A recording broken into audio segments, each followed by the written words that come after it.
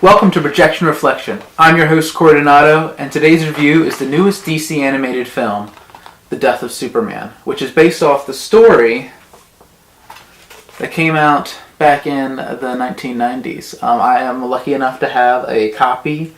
They're actually really not that hard to find, but it is hard to find a first print. There were many prints made of this comic book, and I even have the really cool polybagged bloody Superman symbol version, so it's pretty awesome. They tried a couple of years ago. They did The Death of Superman.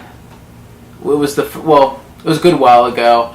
It was the first DC animated film. It was Superman at Doomsday.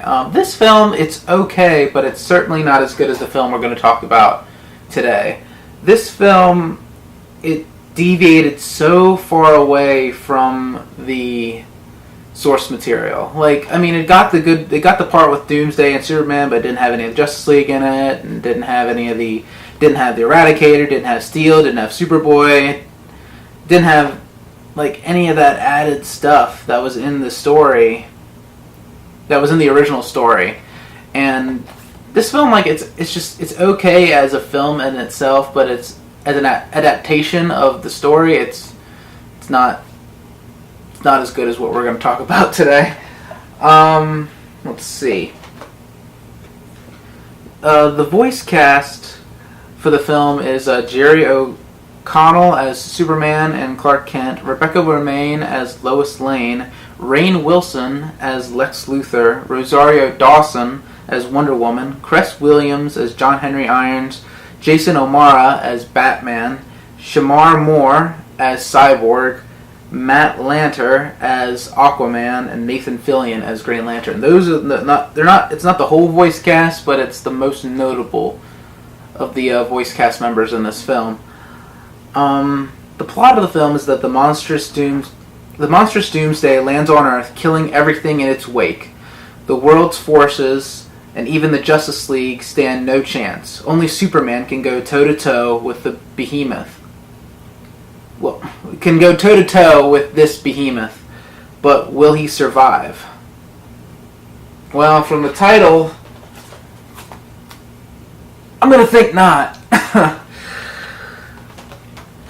This film, it was really good. I really enjoyed it.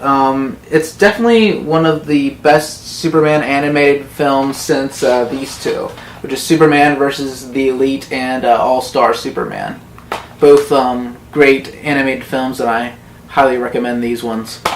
But the things I liked about this film, I loved the performance of Jerry O'Connell as Superman, and I also loved the performance of Rebecca Romijn as Lois Lane. And it's cool that Jerry O'Connell and Rebecca Romijn are actually husband and wife, so they can play off each other very well in this film because they already have that emotional connection. And another note about the plot is that the story also revolves around Lois and Clark's relationship. Clark has yet to reveal himself as Superman to Lois, and a bit of that is in the story as well. Doomsday, I feel, is perfectly done in this film. He was well done in the last, and he was well done in Superman Doomsday in this one, but I think in Death of Superman, he is just down to a T perfect. They did him so well in this film. They even have his green suit, his green suit that he arrives in, and in the comics, and I loved that. I loved that they added that in this film because they did not have that in Superman Doomsday. Let's see. Amazing fight scenes. These are some great fights. Most notably, I really liked the fight between Wonder Woman and Doomsday, and of course Superman versus Doomsday. Like, it is just an all-out brawl between these two. There's blood, like punch after punch after punch. Brutal. It's a very brutal fight, and I love it. And that's the way it should be, because that's the way the writers wrote it back in the day. It was just a slugfest, a huge, brutal slugfest fight. I mean, it had a story, but it was also a slugfest. This film, I think, is a great love letter to Superman, and to Superman fans, too, because there's a part with, of course, Bibo. If you don't know about his character, he's like this sailor that's in Metropolis that Superman has saved a couple times, and Bibo just just loves Superman.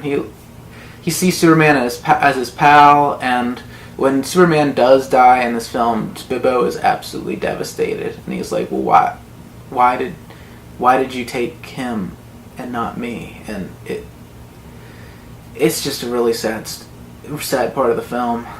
There's some emotional parts in this film when Superman eventually dies. It hits pretty hard. And don't think of this as spoilers, because it's in the freaking title. I mean, come on. Superman dies. And people know about the story, so it's not a spoiler. Another great part that shows the love for Superman in it is the part with John Henry Irons, who eventually becomes the character Steel.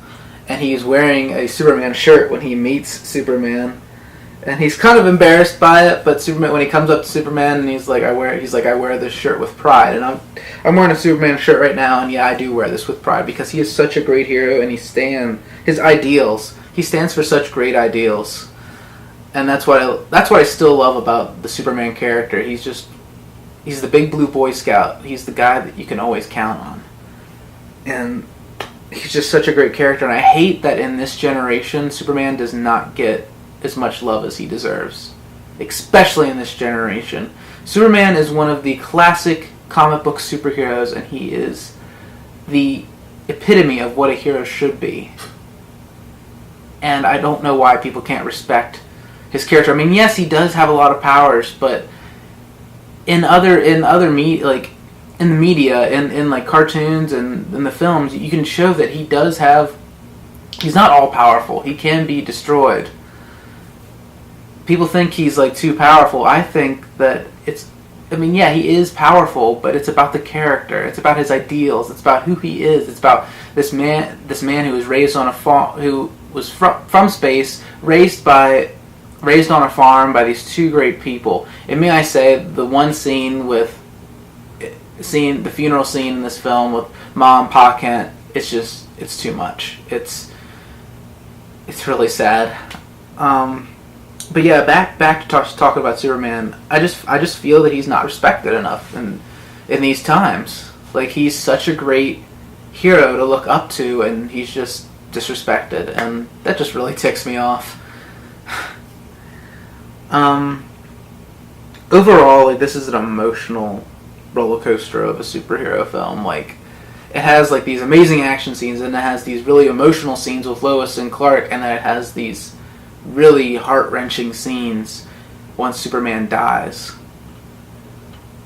It is really emotional, and I really, really liked it. And another thing I really liked, and I don't know if I mentioned it already, I really liked the way they portrayed Lois and Clark's relationship in this film. And there's a part where Superman even says, well, it's when Superman's like being beaten up by Doomsday, and he's going over to save Lois and Jimmy because their helicopter's coming down, and Superman's like all like hurt and everything, and trying to hold himself up, and Lois comes up to him, and he's like, "I've got you," and he's like, and Superman just says that classic line from the Christopher Reeve Superman films, like, "You've got me, who's got you?" And that was a great send off to the original. That was a great like little tidbit from the original Superman movies to put in this film. And they even brought back Jack Kirby's character from, I forget what his name was, but he was in the Superman the Animated Series, and they brought back his character and another character from the Superman Animated Series and put them in this film, and I loved it. Overall, the animation in this film is good. Like, it's the same as what it's been with most of the DC animated films. They all have kind of the same animation style. And some people might get bored by that. I don't get bored by it. I actually like this DC animated universe. Some people don't like it, but I do. I like the DC movie animated universe. Dislikes. Gotta think dislikes with this movie. The one thing, and this is the only nitpick I have about the film, the only nitpick is that I wished the funeral and mourning of Superman had lasted longer.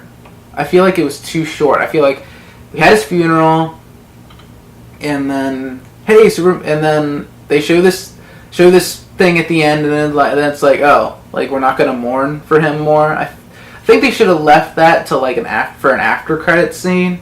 And I will say there are 4 after credit scenes in this film that introduce the characters that are going to be in the part 2 of this story.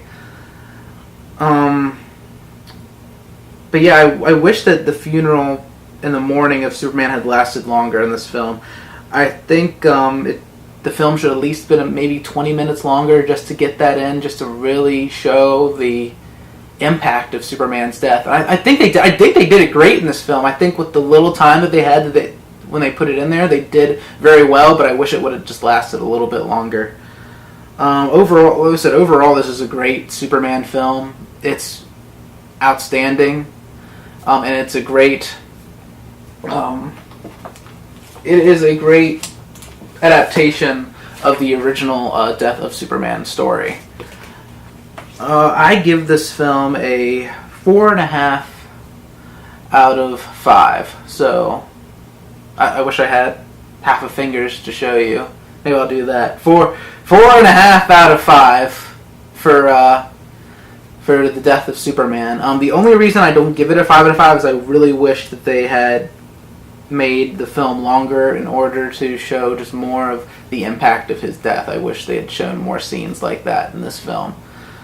That's the only nitpick I have. I think by far this film is great, and I cannot wait for the second part that will be coming out in 2019, which is called The Reign of the Supermen, which introduces the Eradicator, Steel, Cyborg Superman, and Superboy.